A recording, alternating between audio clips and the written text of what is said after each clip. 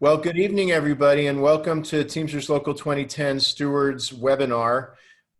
This meeting is going to be focused on our COVID crisis and how our union is fighting to protect the safety and the jobs and livelihood of our members. I'm happy to say we've got close to 100 stewards on this webinar. We're gonna be doing everything that we can to communicate together with our stewards, with our leaders, our members, and stay informed so that we all are best equipped to deal with the crisis that we're facing. Today we have a really excellent agenda. I'm going to start by giving an overview of the COVID situation and our union's response to it. Then our legal director, Chief Counsel John Varga, will give an overview of our rights under the contract, the executive orders, and the stimulus bills.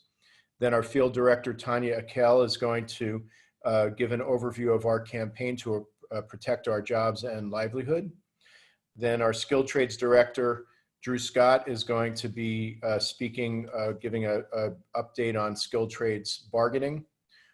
Then our communications director, Amy Barrour, will be giving a overview of our COVID resources available on our website and social media.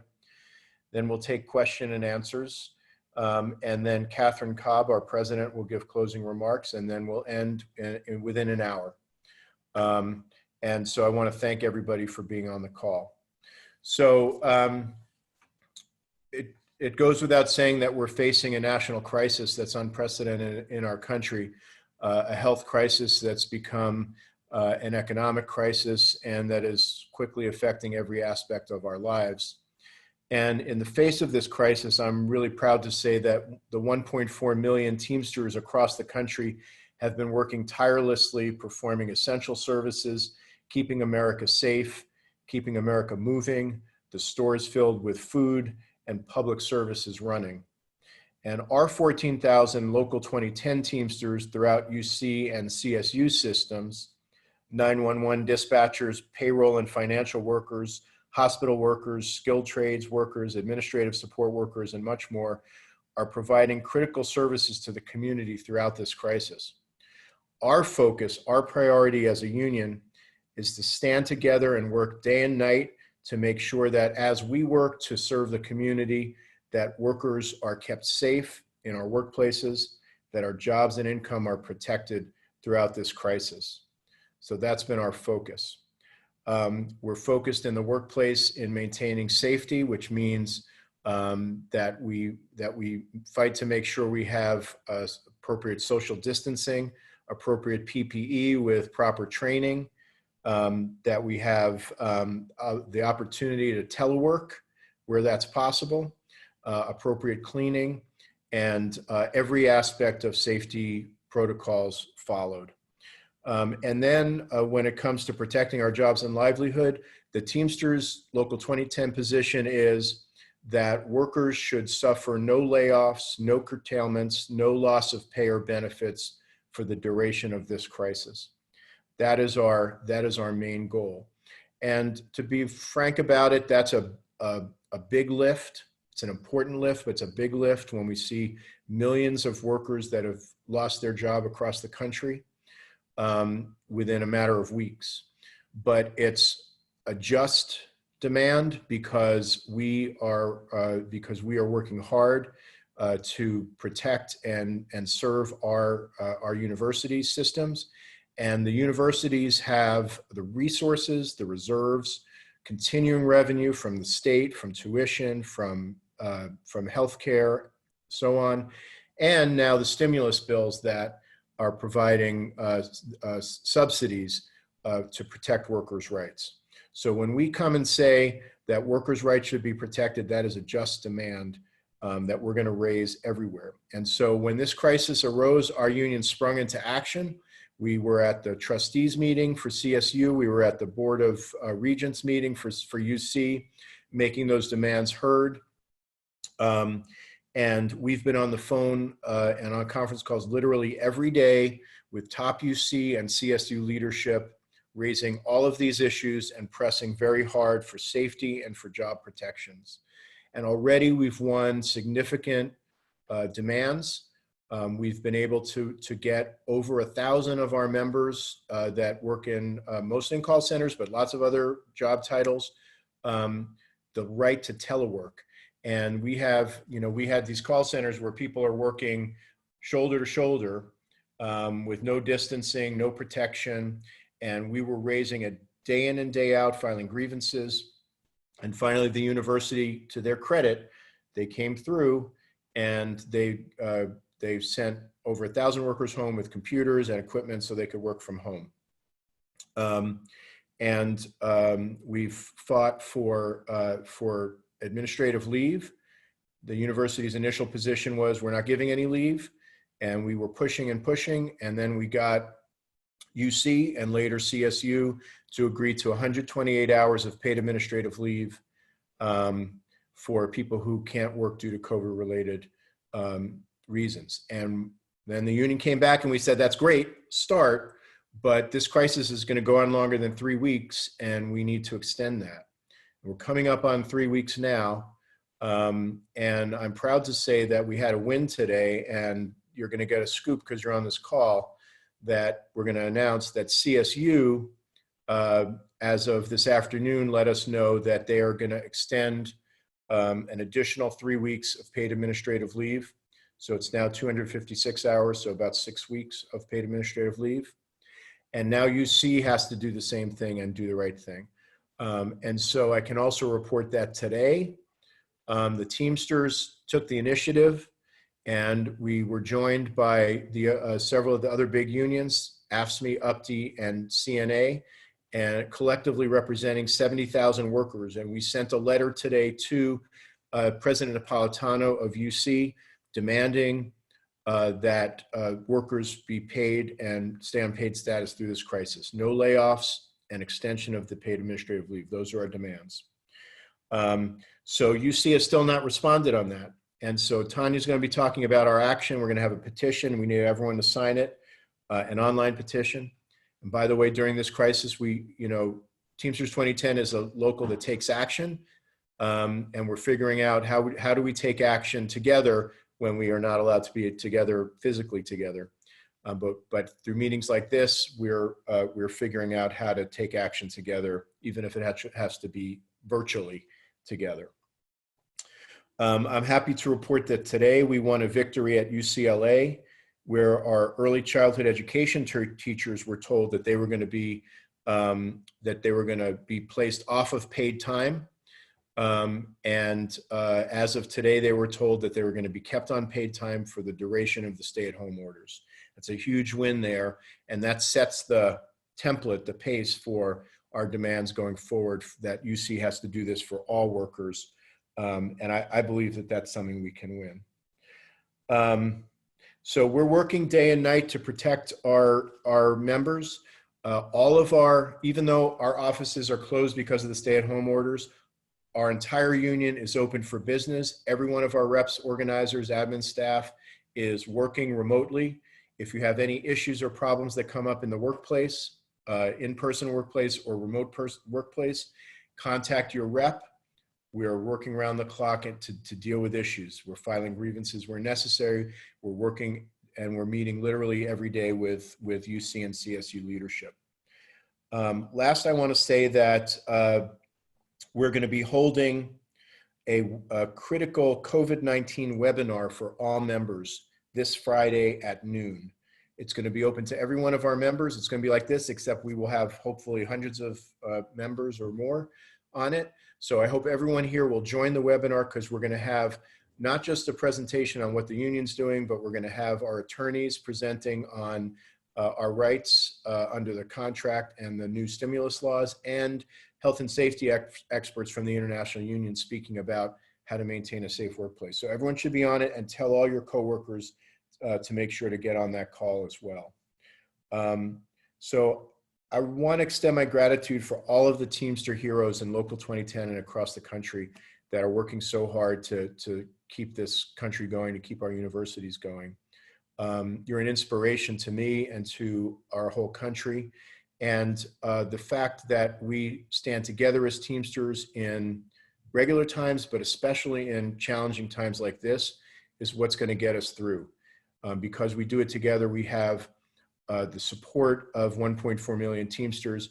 We have the power that comes with the collective action that we take together, and we have the comfort and the inspiration to know that our sisters and brothers are with us through this whole crisis, and together we're going to get through.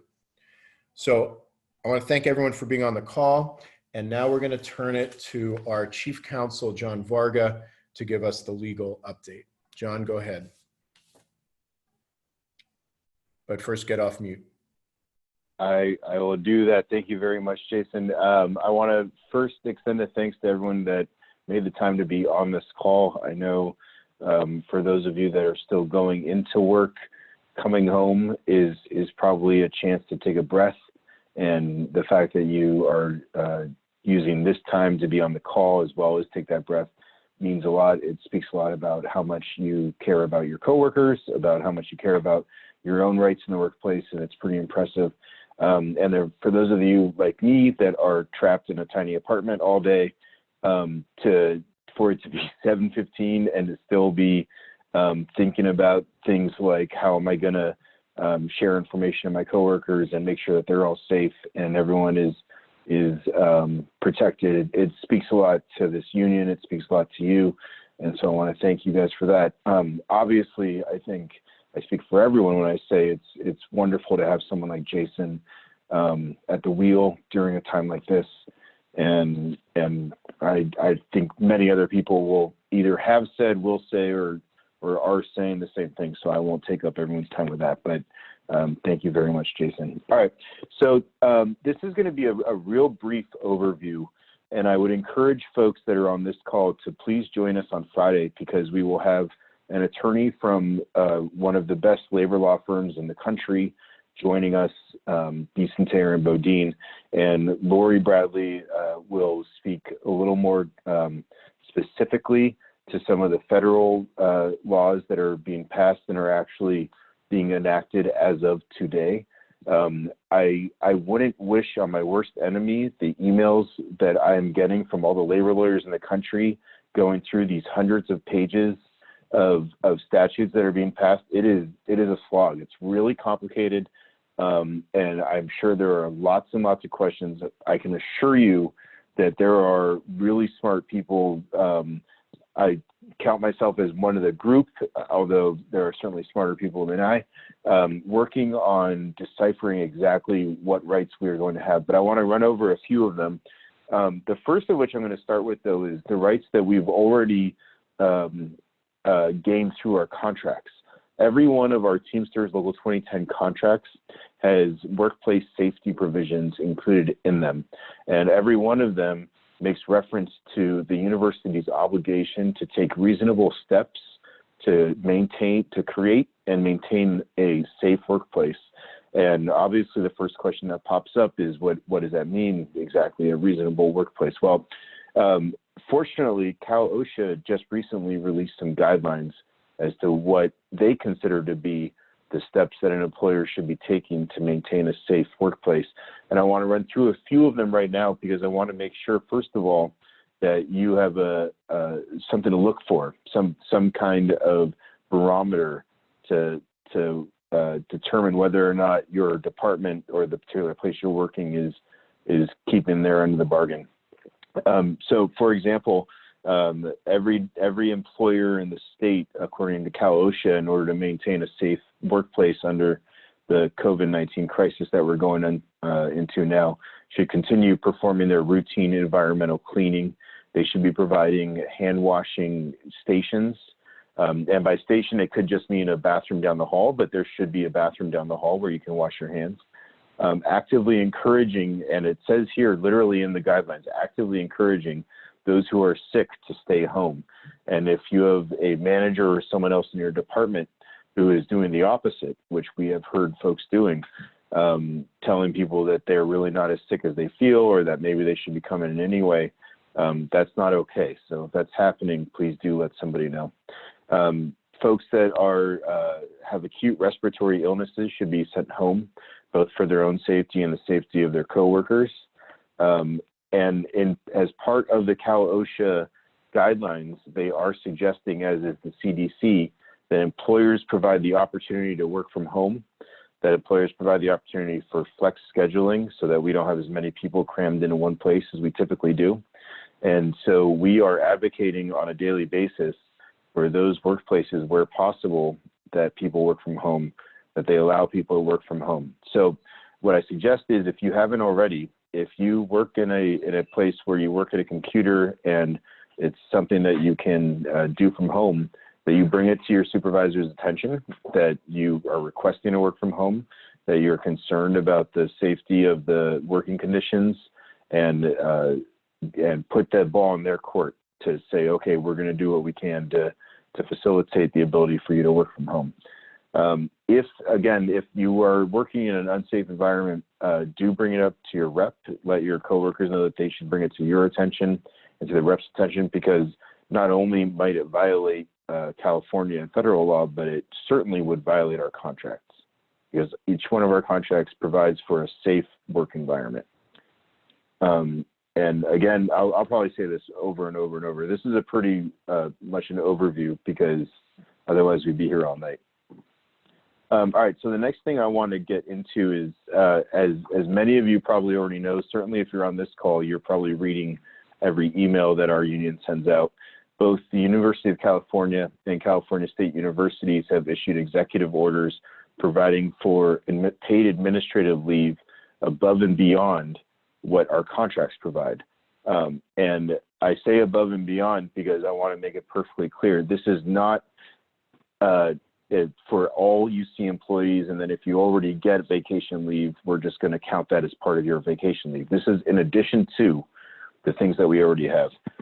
Both CSU and UC provide 128 hours of paid administrative leave, and it has to fall within several reasons for taking a leave. Let me pull up my notes so that I don't say anything untrue, because I'm sure everyone on this call has been in a training and you guys know how I care about that. All right, so here are some of the reasons, or here are the reasons why, pursuant to the executive orders, you would be eligible for use of the 128 hours of paid leave.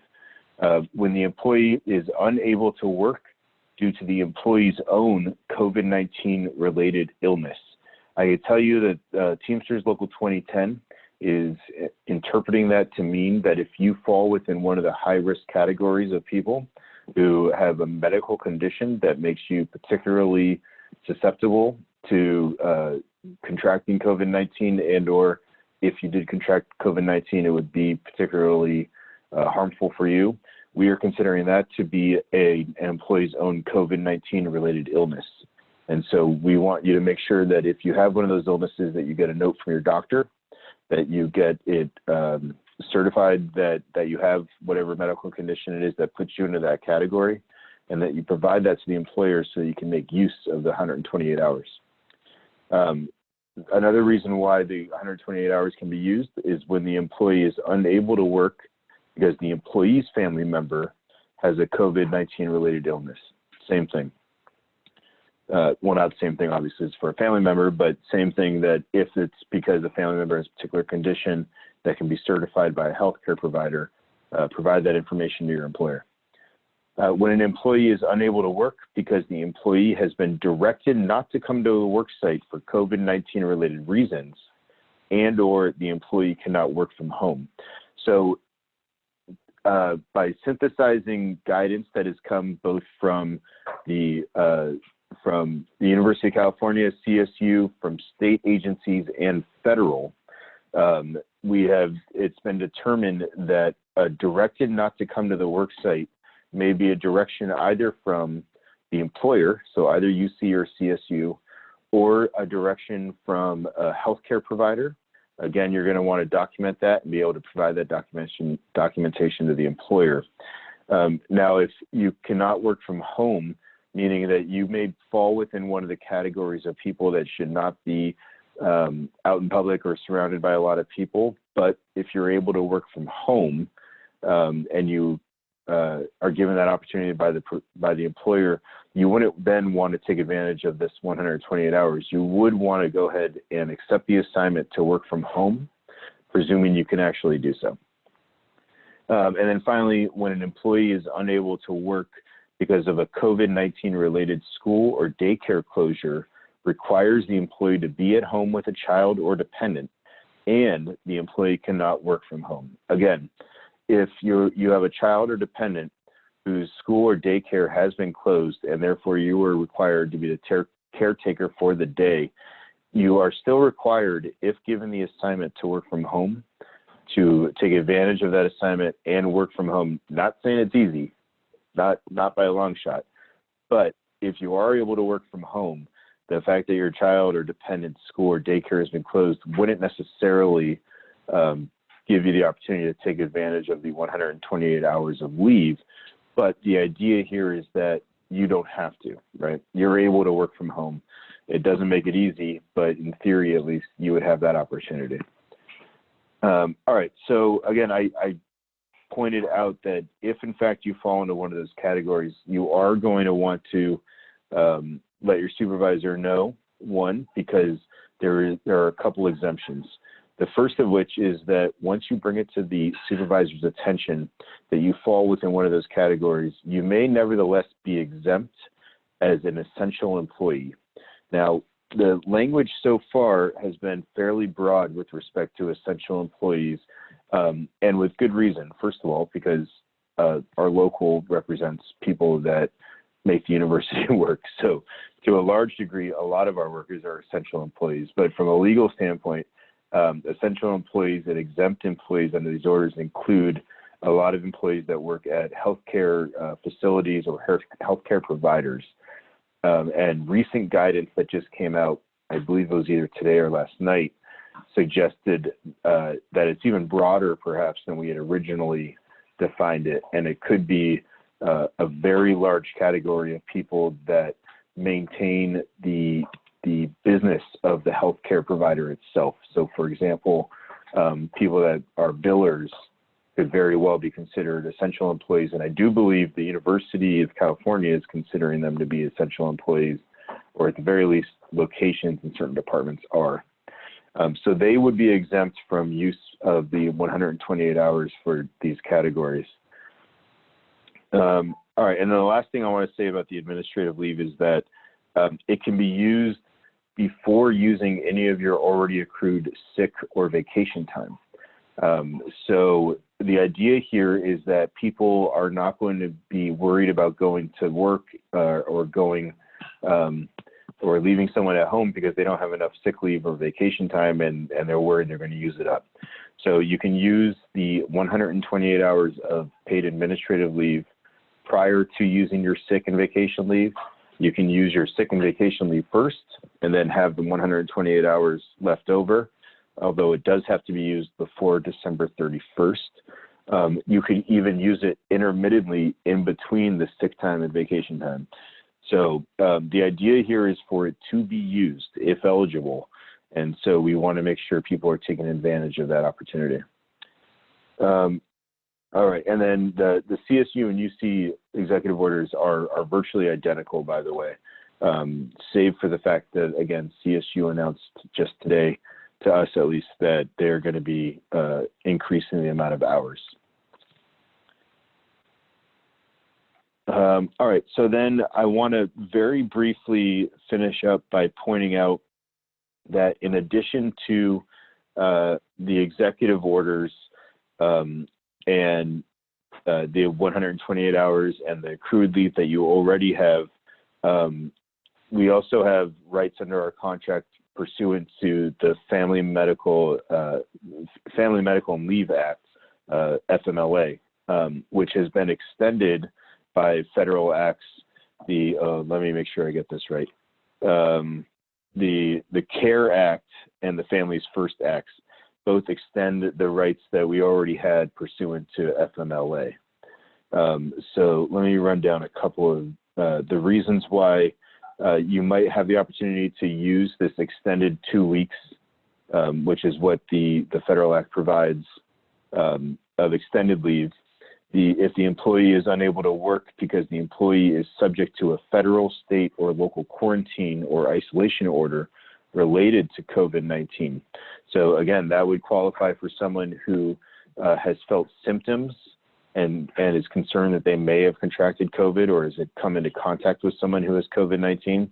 If you go to the doctor and seek a diagnosis, if the doctor says that you need to be quarantined or quarantine yourself for 2 weeks, that would qualify you for the extended paid sick leave that the federal act provides. I again want to point out a lot. We're going to have an expert on this on Friday. We're all sort of playing a little bit of catch up here, and so I may not be speaking as articulately as possible here, but I want to at least make sure everyone has a sense of the rights that we have. Again, the extended rights under the Family First and the CARE Act provide extended sick leave for those who are caring for a child whose daycare or school has been closed. And it also applies to an employee who is unable to work because someone that they care for has either contracted the COVID-19 virus or maybe has come into contact with someone who has, and so is seeking a diagnosis and may have symptoms. Just 1 sec, sorry.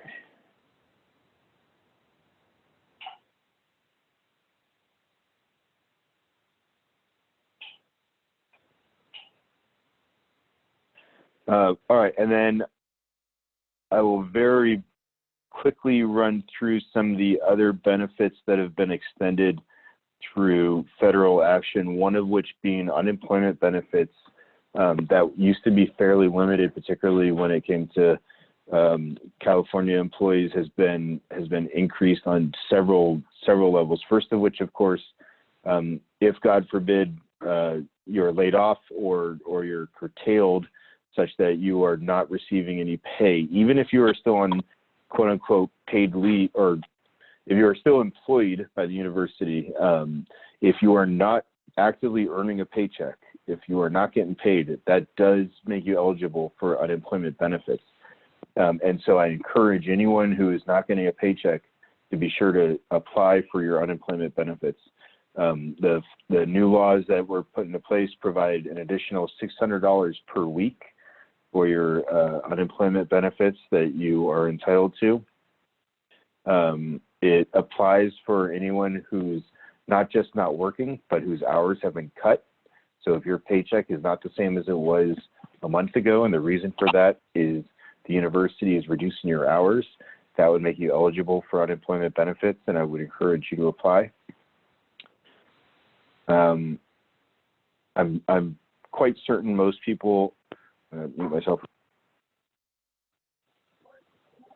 That's a I'm talking too much cough, not any other kind of cough.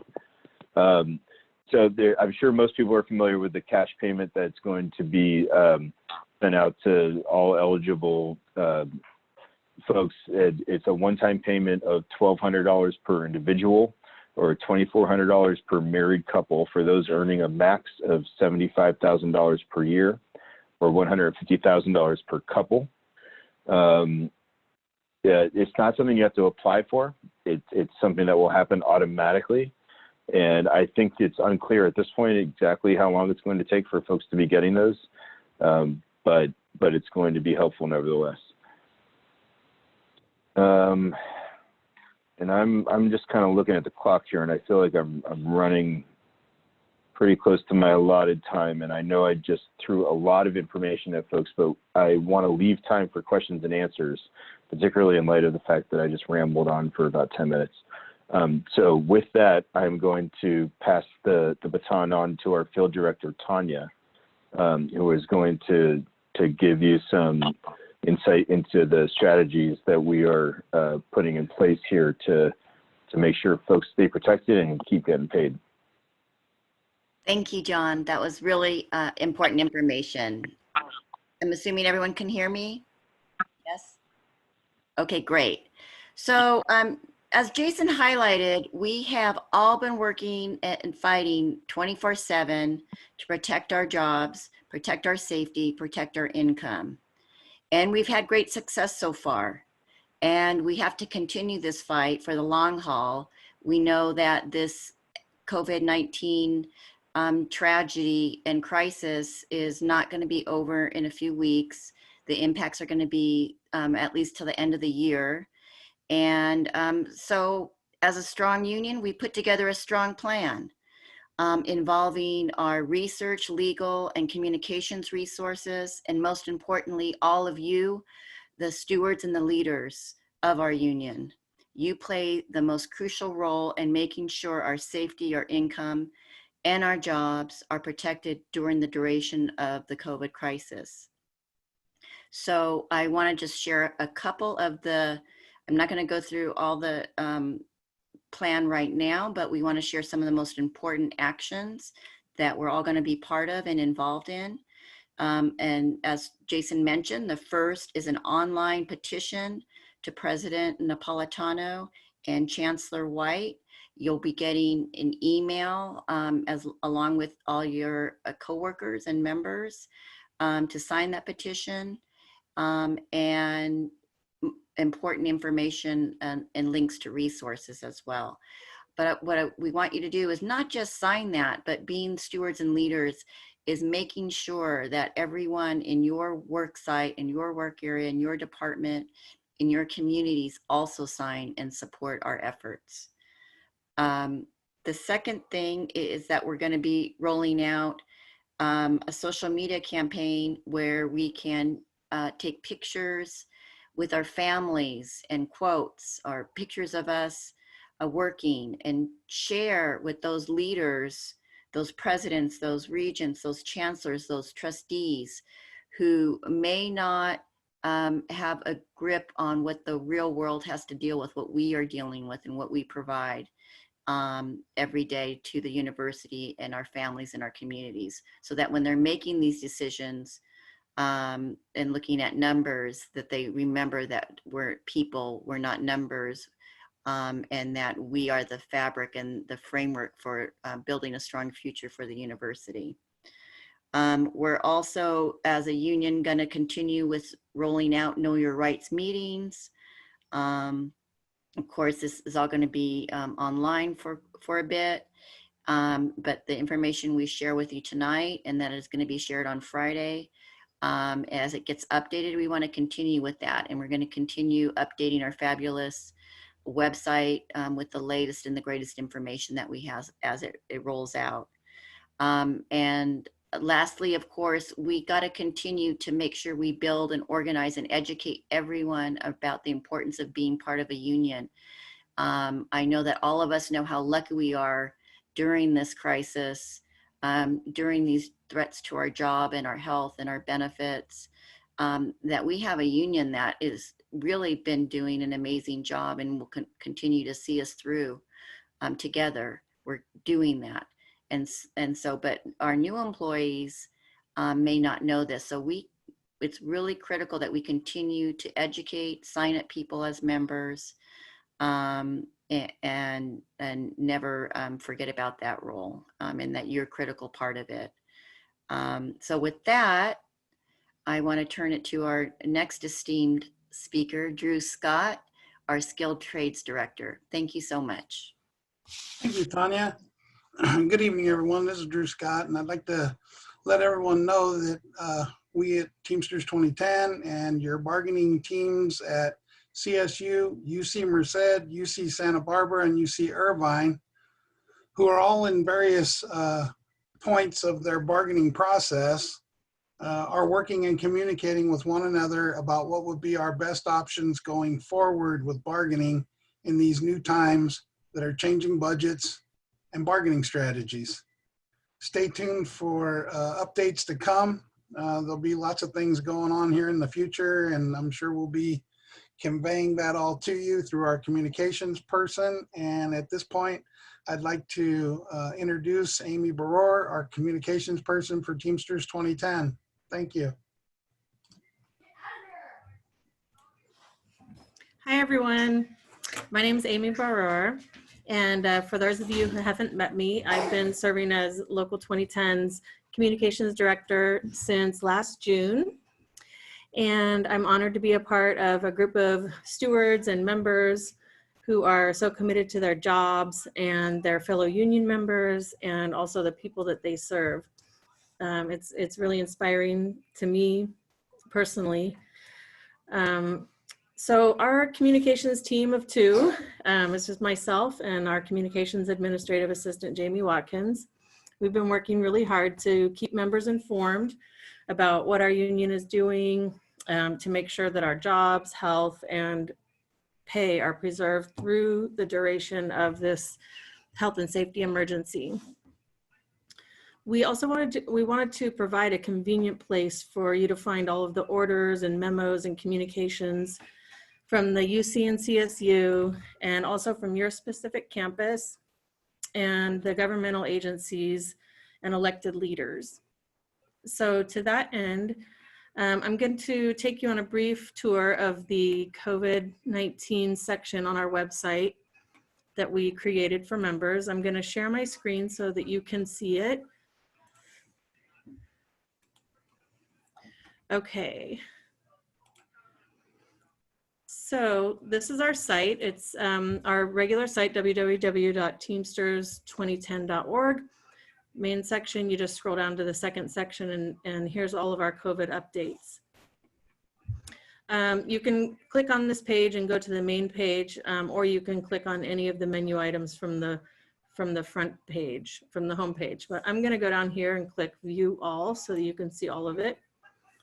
And this goes to the main page. So all of these windows down here, these are all of the emails that we've sent to members, most of them. I would say 98% of them. All of the ones that we've sent out, either local wide to all members or to, UC members statewide or CSU members statewide. These colored boxes up here break down all of the different types of information that we're including in here. So they're pretty self-explanatory. The state and local orders affecting workers. Then we have the CSU specific information, the UC specific information, and then the miscellaneous COVID-19 information. So within the state and local orders affecting workers, we have posted all of the different, public health orders, any of the shelter in place orders that we have. We're trying to keep them up to date, but it's really just a huge amount of information. So if you have any that we don't have up here, feel free to send them to us. Our email for communications is info@teamsters2010.org. And I'll put that in the chat box when I'm finished here. But so like the shelter in place executive order from Governor Newsom is in here. You can see your different county and city orders as well. But then, so if you go to specifically, so I'm going to go specifically into the UC information. And this is great. It's broken down by campus. So if you're at UC Merced, if that's where you work, we've posted the a link to the UC Merced COVID information website. Also the memos down here, the telecommute agreement and telecommuting guidance from the university. Same with UCLA. UCLA has sent out more memos, or we've just received more of them from members sending them in to us, or or the university sent them to us, or somehow. But up here at the top, University of California COVID-19, these are some of the very important ones. Paid leave. This was the executive order for paid administrative leave. And so just to give you an example of how this website can be used, we did have one member from San Diego who asked why why was his neighbor who's in another union able to stay home when he or his immediate family did not have COVID-related illness?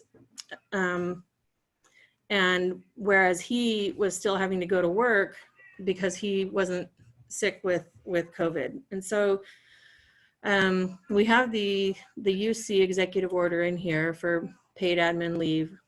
And it's, you know, it's pretty long, but it does say, this is the original one, all employees shall be eligible to receive a one-time allotment of up to 128 hours of paid administrative leave, subject to the following conditions. So down here, in these 3 bullet points, it talks about the conditions that you can use. So if it's the employee or the family member's own COVID-19 related illness, when an employee is unable to work because they've been directed not to come to the work site for COVID-19 related reasons, and they have implemented a related remote work program, and you're under a shelter-in-place order, or if the employee is unable to work because of a COVID-19 related school or daycare closure, and they don't have, you know, care for their child. So there's a lot of information. And then these are our demands. Jason spoke of a letter that the unions just sent today to Janet Napolitano. That's posted here as well. We'll be emailing it out to members later, but it's posted up here. So these are Teamster demands and communications to the UC. And we have the same information, the same types of information for our CSU campuses and CSU members. So here is the CSU paid administrative leave memo, and then the emergency pay order that came down late last week, I guess. Some of the demands that we have sent to the CSU, and then again broken down by campus. You know, with all any of the related information. Oh, and we also have the orders, the county and city orders under the campuses that they pertain to as well. Let's see. So, oh, and finally on the miscellaneous page, we've tried to relate most of this information to how it affects workers, and it's, you know, worker related information. The miscellaneous COVID-19 information has some additional information that is not just worker related. It's kind of everybody related. So we've posted, you know, an article, and then there's also the CDC links, the state of California's COVID page. And then once we get a good explanation and our legal, you know, our attorneys and legal experts have been able to determine how the Families First and the CARES Act will pertain to and affect our members, we will have it on this page, but we don't have it posted yet. We want to make sure that the information that we post is really how it will work for you. So we'll get that up there as soon as we have the most, you know, legally sound and up to date, correct information on that, and that will be here in the miscellaneous information. You can ask Teamsters a question here. It will take you to find your union rep. And so if you have any suggestions for that, like I said, I will put the, I'm going to put in the chat the email address to send it to.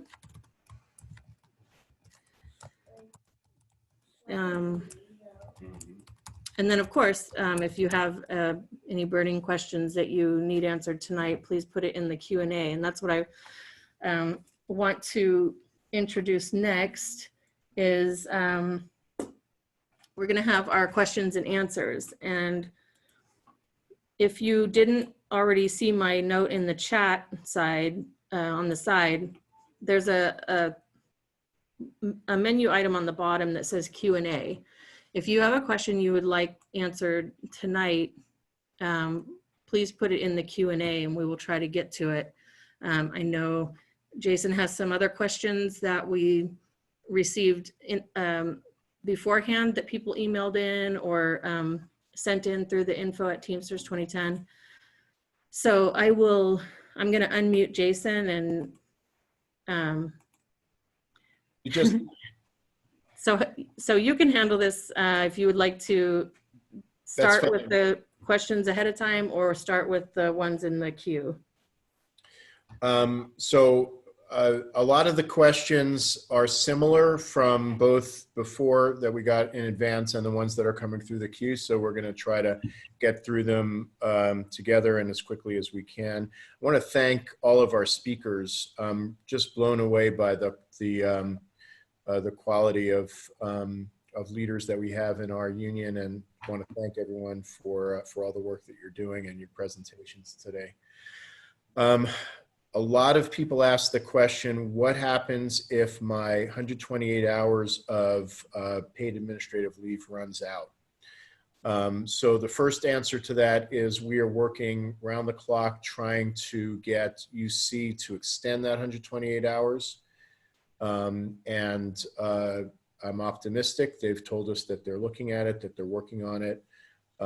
We've had some success in some of the departments agreeing to it.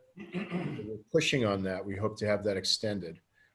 Sign the petition, get involved, help to push UC to do the right thing. CSU already did the right thing. As I mentioned, they've increased it to 256 hours. So that's the first part. The second part is if they do not extend it and somebody's leave runs out. Somebody asked, what about the option to telework?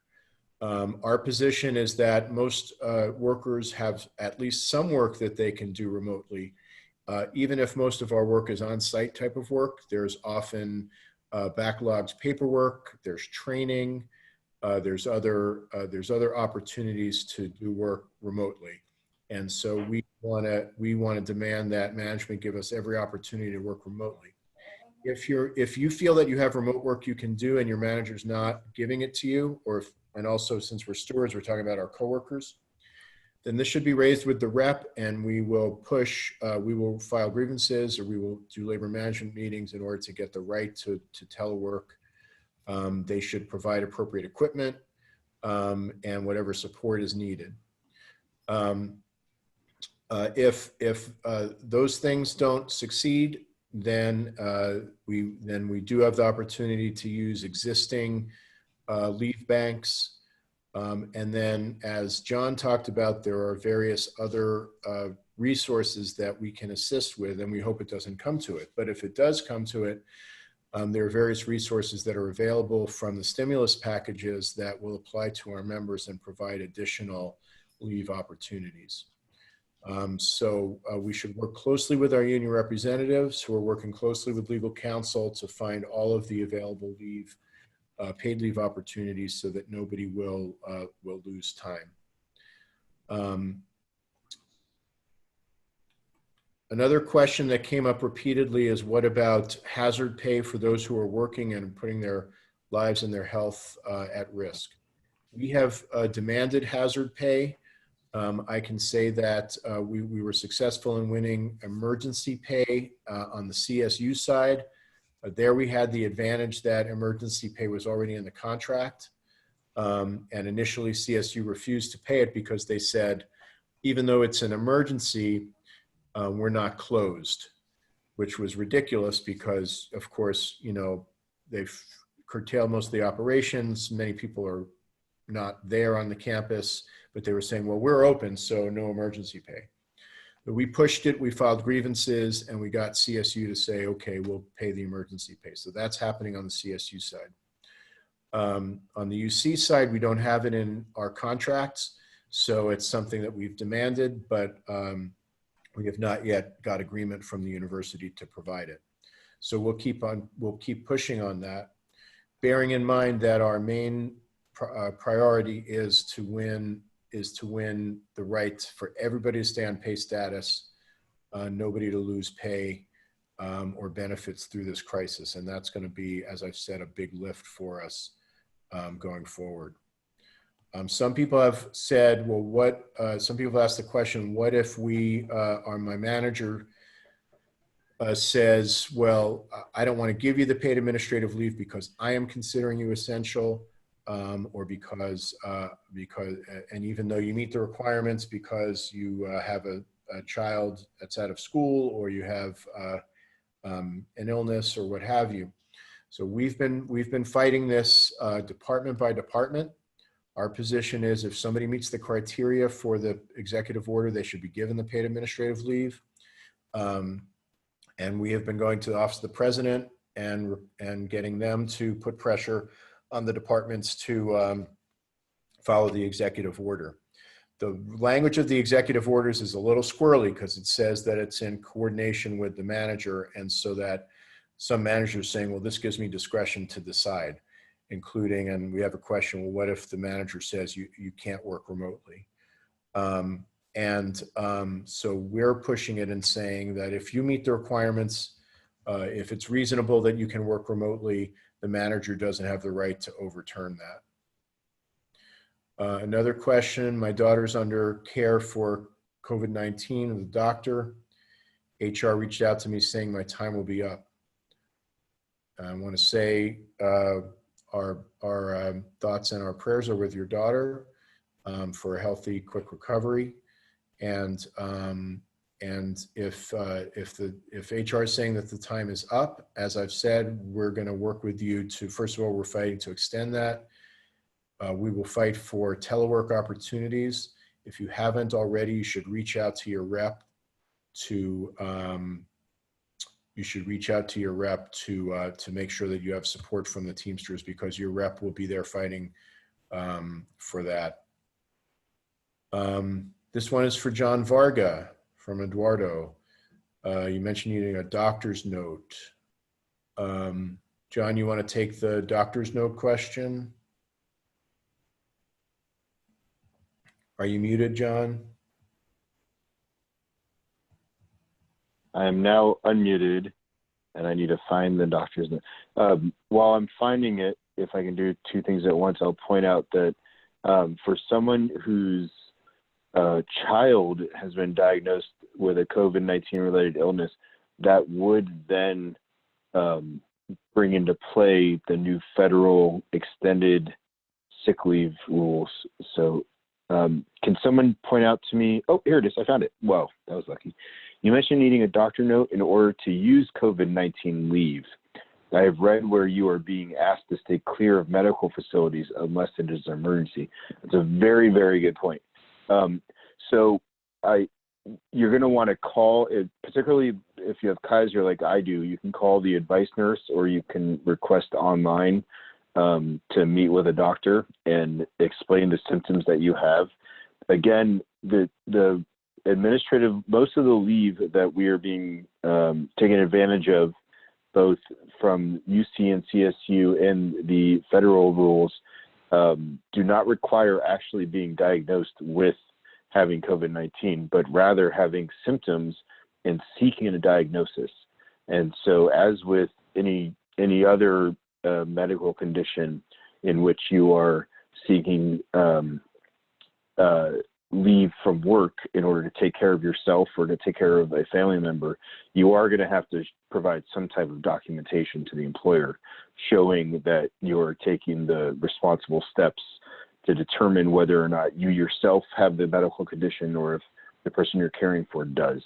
But in our experience over the last week and a half, I will say that the vast majority of locations, and certainly at the higher level, the Chancellor's office and Office of the President, have said, look, if you provide a note that demonstrates that you made contact with your healthcare provider and sought medical care for a COVID-19 related illness, or to seek advice as to whether or not you should be in the workplace because you are in a particularly high risk class, provide us with the notation that shows that you took those steps.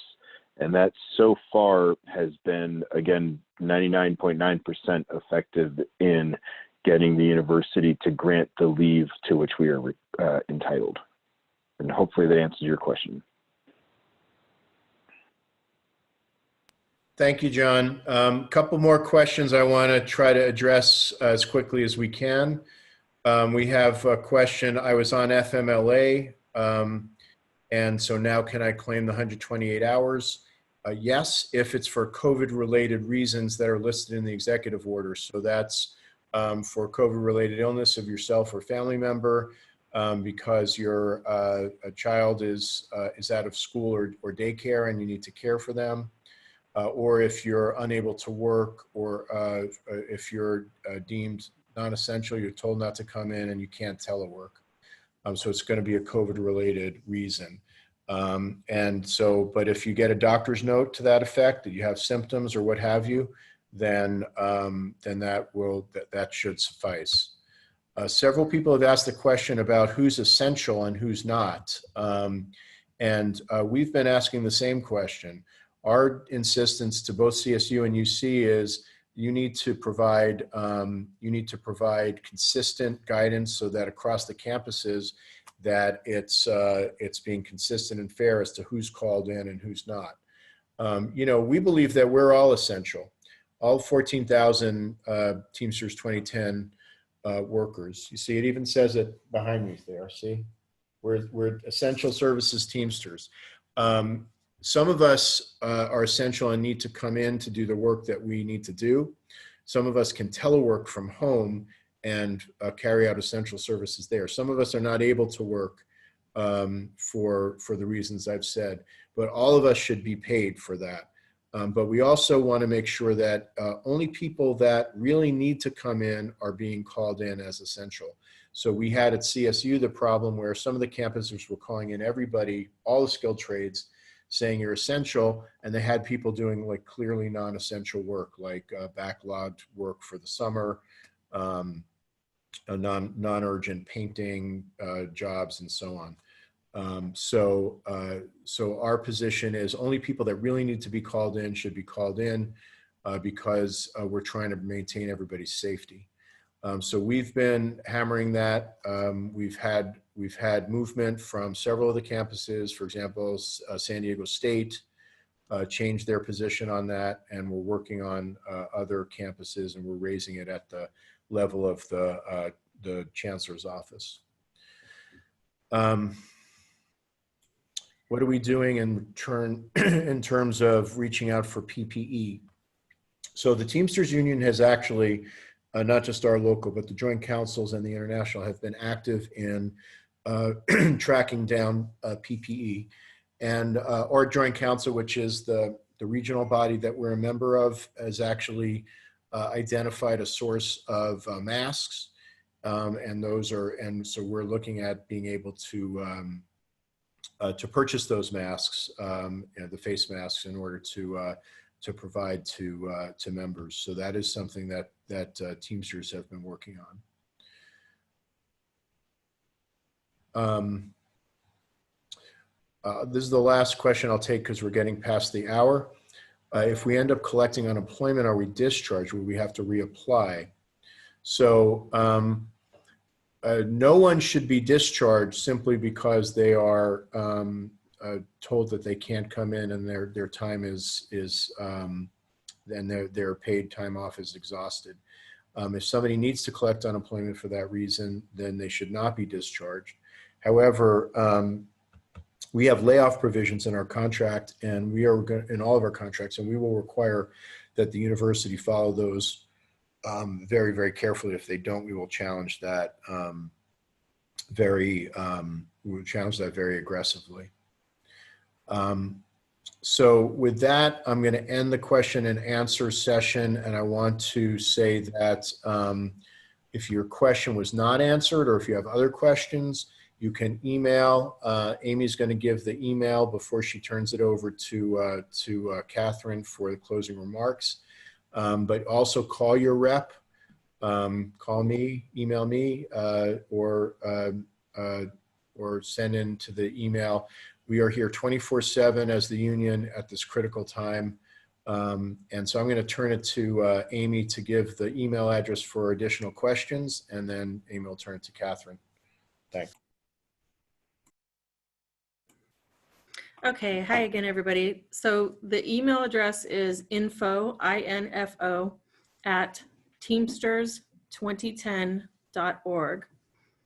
So info and the little @ sign, teamsters2010.org, O-R-G. So if your question did not get answered, please forward it to that email address. I'm not certain if these questions in the Q&A will be retained for us after the meeting is ended. So if you could, just copy and paste it and send it to us in the email so that we're sure to get it. Apologies that we didn't get to everybody, but this has been a good meeting. And now I would like to introduce our president, Catherine Cobb. Good evening, everyone. My name is Catherine Cobb, but I want to take this moment to thank the participants. All the participants have been on the call this evening. I mean, they're wonderful staff. And when Jason says that they work 24/7, I'm talking about till 10 o'clock and 11 o'clock at night, as early as 5 and 6 in the morning. So we are working for you, and we thank you. We also want to thank those who got on the call. I know your questions all weren't answered, but as they have said that they will answer them. And these are challenging times, and it's very difficult for all of us.